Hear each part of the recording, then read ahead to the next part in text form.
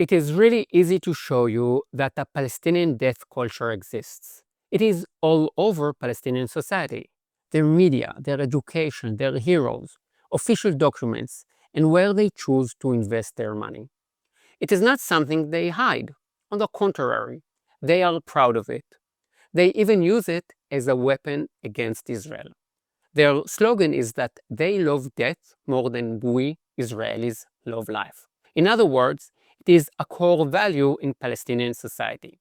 The Palestinian death culture may be very clear to see, but there are two big problems that prevent some of you from seeing it and admitting the obvious.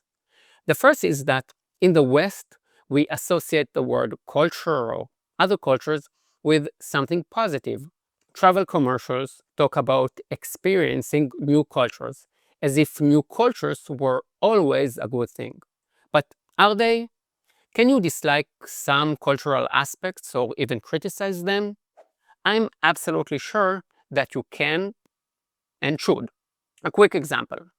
The last video I made featured clips from official Palestinian TV on how to beat your wife. I will leave the link below. If you don't have a set of values that you hold dear, and you don't think that you are entitled to criticize other cultures, then how can you defend women's rights?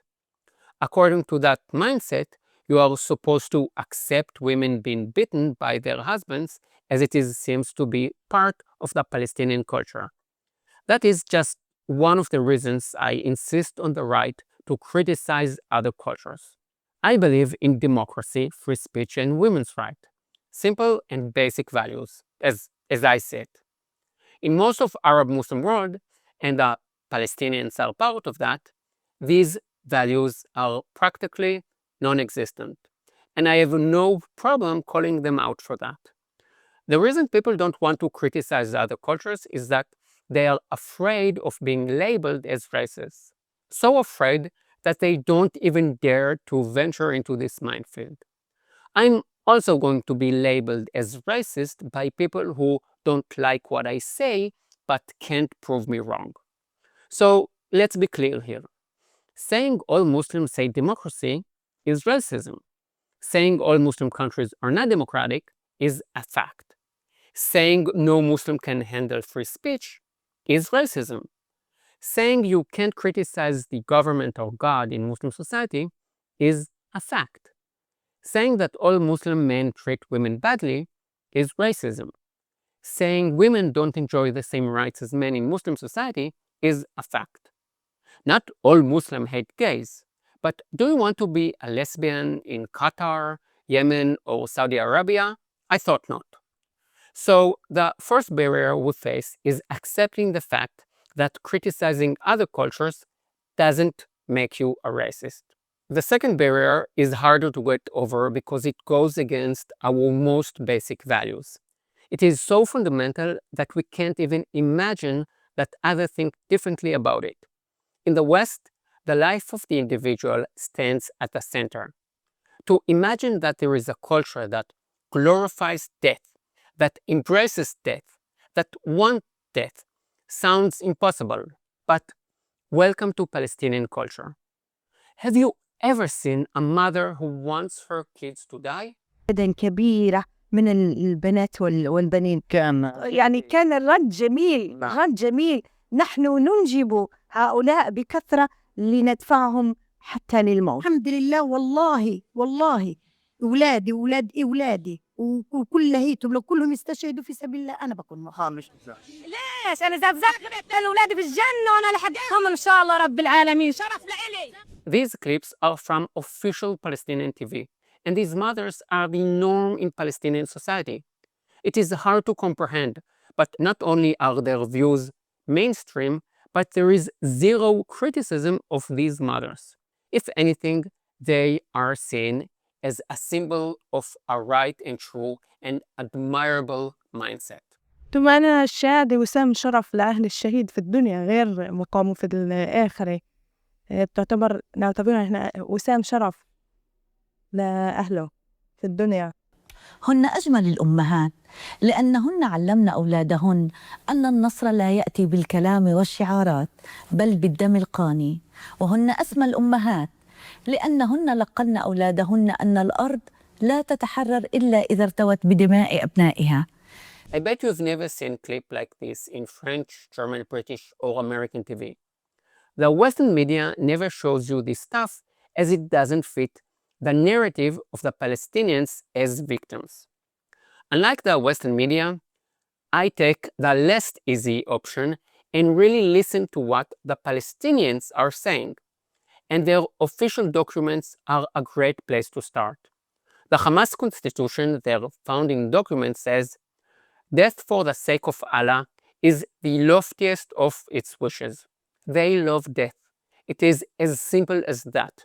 Don't dismiss it, don't patronize them, but respect what they are saying and take it seriously. And it is also worth noting that no one in Palestinian society ever speaks out against it. Look at their leader, Yahya Sinwar. You know what his nickname was? The Butcher of Khan Yunis. And you know why? Because he killed Palestinians, some with his own hands. The crueler you are, the fitter you are to rule, and the more you are respected in Palestinian society. Yahya Sinwar said at the beginning of the war that Palestinian death would be necessary to ensure the West saw them as the victims. None of this is new. Acre, a city in northern Israel, had a Muslim ruler named El-Jazar, which means the cruel. And Jaffa had a Muslim ruler who was nicknamed Abu Nabut. Nabut is a big stick you hit people with. I find it interesting that Muslim leaders have such violent nicknames. Jewish leaders, rabbis, are often named after the book they wrote. An interesting cultural difference, I would say.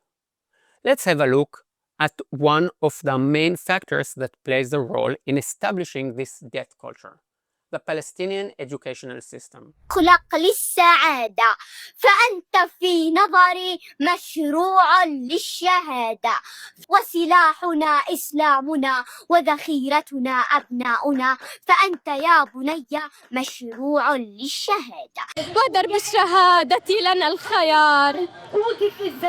باسم الحرية ضحي بالأرواح. Young Palestinians are learning to hate Jews and love death in school. And you are the one paying for it. I've said it before and I will say it again. There are two refugee agencies in the world. One for all the refugees in the world, and one for the most privileged people, the Palestinians. They get more international finance aid per capita than any other group of people in the world. But with all this UN money, they don't build tech and infrastructure. They build tunnels and missiles. With all this UN money, they fund an education system that teaches children that to die while killing Jews is the best a person can do with their life. This is all taken from school textbooks. This is Dalal Mughrabi, a well-known Palestinian hero. She has streets and schools named after her. This is from a UN school textbook for 5th grade. Our Palestinian history is full of many names of martyrs who presented their souls as a sacrifice for the homeland. Among them is the martyr Dalal el-Mughrabi, who painted with her struggle a picture of challenge and heroism that have made her memory eternal in our hearts and minds. What exactly did she do to earn this great honor? She was the leader of the worst terror attack on Israel until October 7th, the Coastal Road Massacre. 38 Israeli civilians were murdered, among them 13 children. In the 3rd grade, they learned this lovely song. "I've sworn, I shall sacrifice my blood to water the noble's land, and I shall remove Israel from my country." What do 3rd grades in your country learn? Now let's move up to the 5th grade, when students are taught about the most important deeds for Muslims, beginning with the understandable example of prayers and respect for one's parents. The Hadith lists jihad as the 3rd most important task for Muslims to complete. Another text for 5th graders This one isn't about dying and killing, but rather about the infidels, meaning Jews and Christians. It says that God will drag the infidels by their hair to hell as a punishment from God. There are plenty more examples I could give you. Down below, I will leave links to 2 reports with dozens of examples on how their education system instills hatred, violence, and death. The thing is that this video is not really about the death culture of the Palestinians. That part is easy to demonstrate. The hard part is getting people in the West who are doing everything in their power to deny the obvious reality, to see it and let it sink in.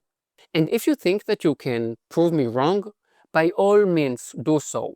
Show me documents in which the Palestinians talk about peace and love and not about Islam and death. Show me a textbook in which they talk about Jews and Christians living together peacefully. Try to prove me wrong. I truly wish you could. I can totally understand those who don't want to open their eyes to it, as this is a scary reality that I'm showing, one that contradicts all our basic Western values. It is way easier to look the other way, ignore it, or call me a liar. And I don't think that this one video will change the minds of many viewers. But I will tell you this. As with all hard truth, it is better to face it sooner rather than later. An attack on the West started with an attack on the Jews.